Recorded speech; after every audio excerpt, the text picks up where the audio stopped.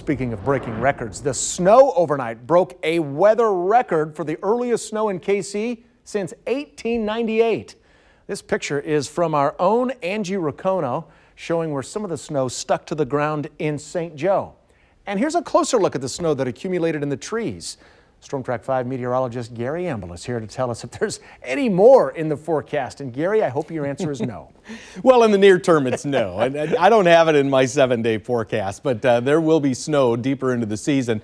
This is just one of those little early shots of cold air that did bump into some humidity and, well, it popped a few snowflakes across the area, but none of those managed to make it through about noontime today. Freeze warning is in effect tonight, though. In fact, it will be colder this evening than it was yesterday.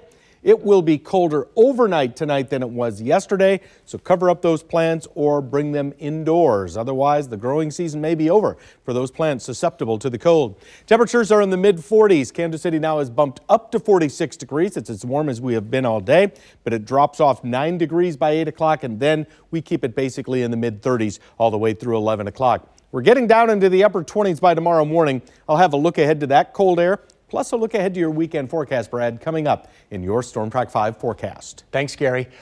Well, heating up your house shouldn't make you lose your cool, but local technicians say they were busy all weekend helping people who had problems with their heaters. Nathan Vickers explains, new at 5.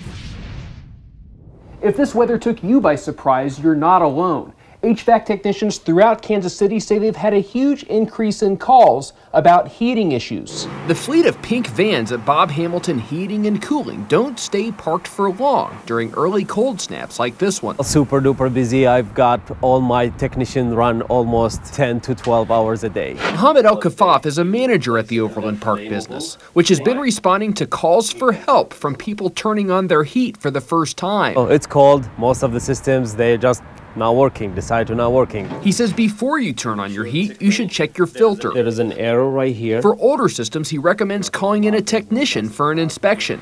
If your system has been turned off for a while, dust can build up in the furnace, which could cause sensors to malfunction or create a burning smell. If the smells start going on for more than 15 to 20 minutes, we need to clean it. It needs to be performed by a professional. Maintaining your HVAC system can also save you money in the long run on your energy bills. In Overland Park, Nathan Vickers, KCTV 5 News.